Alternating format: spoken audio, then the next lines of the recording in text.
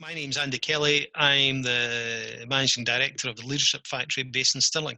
More and more now we realise that things have to be on a shared, we've always had a shared system, a box for a depository for everything. We're already much more aware that that has to be up to date. People have all their information on there because you're no longer in the office saying, can I get a copy of that? Can you hand that over to me? We need to have all our information available. What we're also doing as a team is trying to use the time we've got just now to train each other up. I think two things. One is it's great use of your time to learn new things. We always complain we don't have enough time.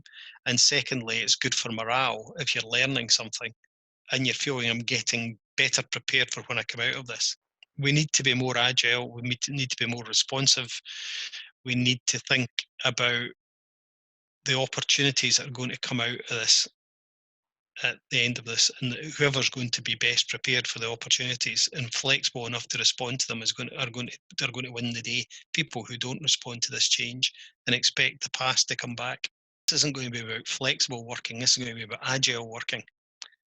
And I think she made an excellent point. I think it's about how we how we blend our lives with our work now. How we situations aren't going to be as structured and definitive as they were before. I go to a meeting in London. This meeting, I need to fly down to London. Now we'll be saying, what do we need to get the outcome we want? Is that going to be a group session online? Do I need to go down and have the face-to-face because it's a crucial meeting? I need to get the chemistry. We'll be questioning why we do things.